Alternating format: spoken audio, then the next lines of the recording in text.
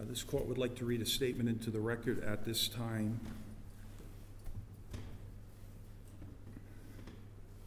Again, this is in the open case of State versus Gordon.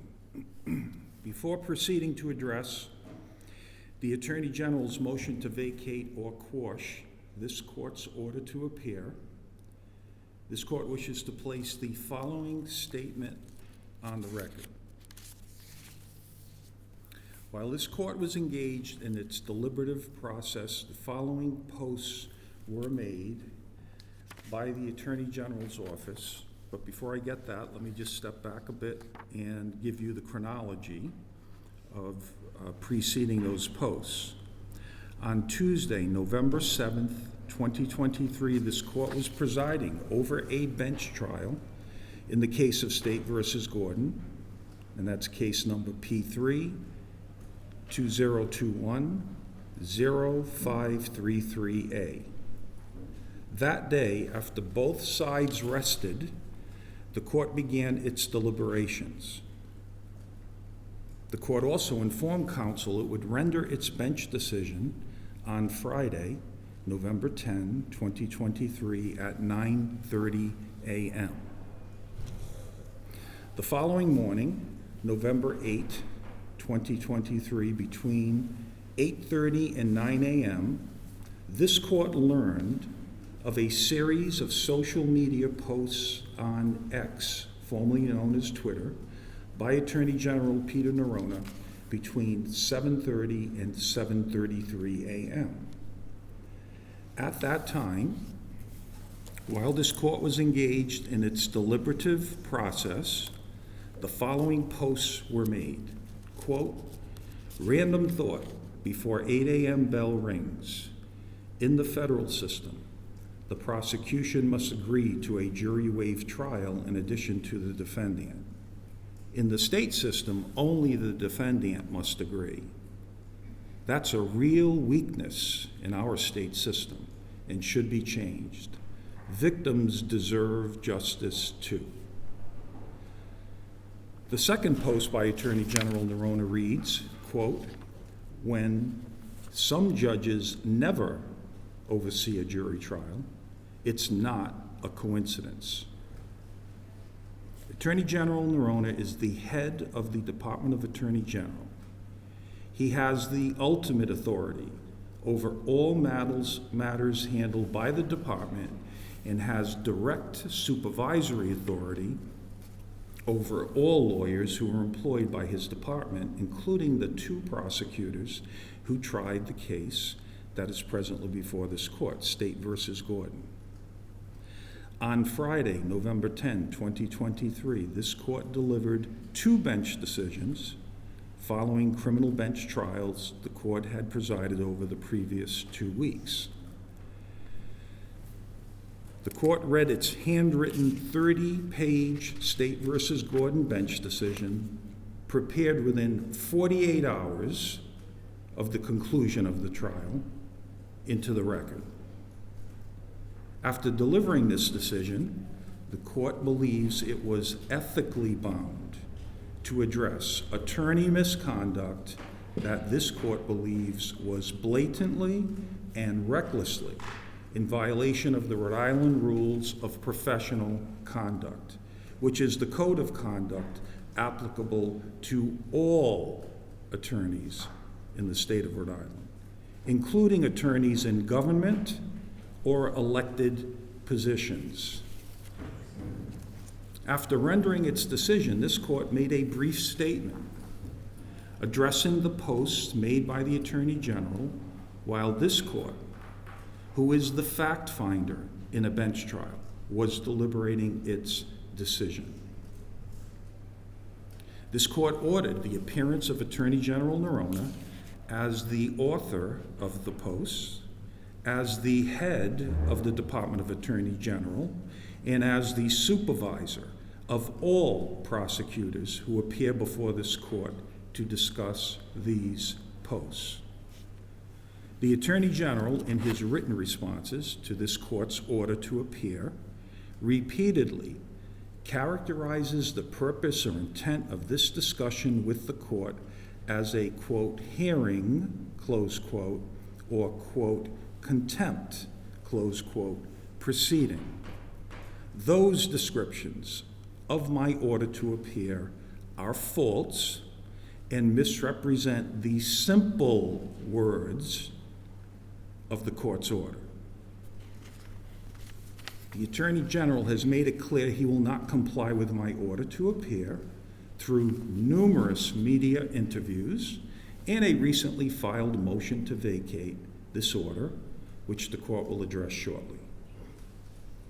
It is this court's position that the unprofessional, unethical, and false statements related to the integrity of the Superior Court bench trial process and the judges who conduct those bench trials made by the Attorney General while a judge was deliberating towards a decision in the only bench trial underway that week must be addressed.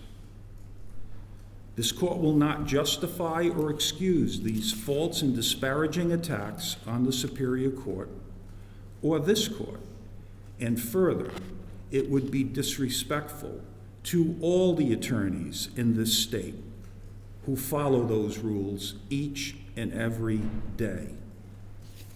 It is this court's belief Attorney General Norona's conduct implicates 5 rules of professional conduct. First, Rule 8.2a, which states, a lawyer shall not make a statement that the lawyer knows to be false or with reckless disregard as to its truth or falsity concerning the qualifications or integrity of a judge. Second, Rule 3.6, subsection A, subsection D, which states, a lawyer who is participating or has participated in the investigation or litigation of a matter shall not make an extrajudicial statement that the lawyer knows or has reasonably should know will be disseminated by means of public communication and will have a substantial likelihood of materially prejudicing an adjudicative matter in this matter, proceeding in this matter. Subsection D further provides no lawyer associated in a firm or government agency with a lawyer subject to paragraph A shall make a statement prohibited by subsection A. The third rule of professional conduct is Rule 3.5D, which is entitled Impartiality and Decorum of the Tribunal. That rule states a lawyer shall not engage in conduct intended to disrupt a tribunal. Fourth, Rule 3.3, subsection A, subsection 1, entitled Candor towards the tribunal states, a lawyer shall not knowingly make a false statement of fact to a tribunal or fail to correct a false statement of material fact previously made to the tribunal by the lawyer. The fifth rule, 3.8e, addresses the special responsibilities of a prosecutor and states, a prosecutor in a criminal case shall refrain from making extrajudicial statements that have a substantial likelihood of heightening public condemnation of the accused, and shall exercise reasonable care to prevent making an extrajudicial statement that the prosecutor would be prohibited from making under Rule 3.6. The Attorney General's social media posts, press releases, and media interviews are false, deliberate, and reckless statements attempting to disparage and impugn both the integrity of the Superior Court bench trial process and this court's integrity in presiding over bench trials. This is not a First Amendment or separation of powers issue. Rather, it is a blatant, false, and reckless conduct that this court believes is clearly prohibited by the Rhode Island Rules of Professional Conduct, which applies to all attorneys, including the Attorney General. The statistical data obtained from Superior Court records completely refutes Attorney General's social media post, quote, "When some judges never oversee a jury trial, it's not a coincidence," close quote. The Superior Court records establish that its judges presided over 388 jury trials, which includes 2 COVID years where trials were severely limited, and 109 bench trials conducted by 15 different judges over the past 10 years. Accordingly, bench trials comprise 28% of all Superior Court trials. Also, the 2 judges the Attorney General focused upon as doing an inordinate number of bench trials is clearly intended to mislead and falsely suggest that those judges are predisposed to finding defendants not guilty. These records establish that this court, in 31 bench trials over the past decade, resulted in 19 guilty or nolo dispositions, which translates into a conviction rate of 61%. Regarding the Attorney General's statement that this court never oversees jury trials, this data establishes that this court presided over 35 jury trials over the past decade, resulting in 21 guilty verdicts, which translates into a conviction rate of 60%.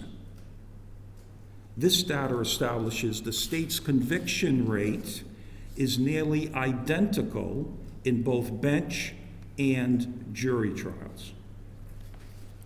The Attorney General's statement also ignores the fact that the 2 judges referenced were assigned most or all of the time to a county where a single judge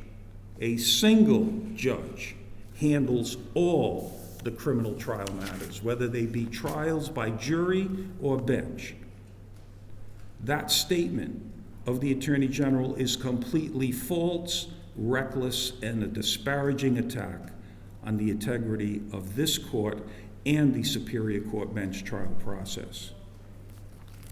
Our profession, the many ethical lawyers who appear before the Superior Court every day, and this court deserve better than to have the Attorney General widely disseminating public statements prohibited by the rules of professional conduct.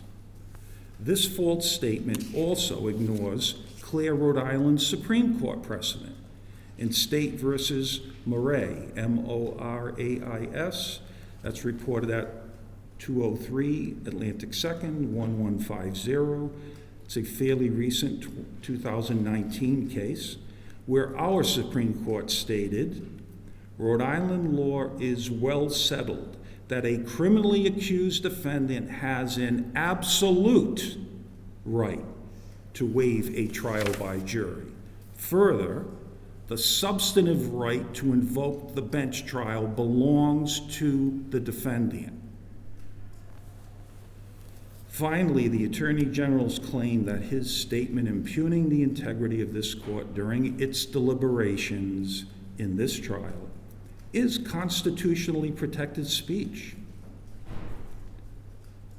That argument has been rejected by a number of courts across the country, including the Supreme Court of Virginia in a case, Anthony versus Virginia State Bar, at 621 Southeast 2nd, 121, a 2005 case. That Supreme Court succinctly held, quote, a derogatory statement concerning the qualifications or integrity of a judge made by a lawyer with knowing falsity, or with reckless disregard of its truth or falsity, tends to diminish the public perception of the qualifications or integrity of the judge.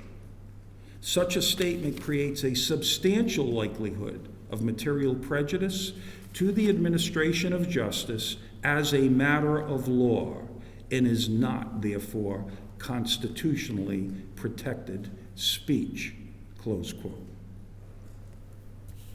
This court will conclude its statement with the sage observations of the late United States Supreme Court Justice Robert Jackson, who prior to serving on our nation's highest court was a federal prosecutor and chief prosecutor at the Nuremberg trials. Justice Jackson observed, "The prosecutor has more control over life, liberty, and reputation than any person in America. Their discretion is tremendous.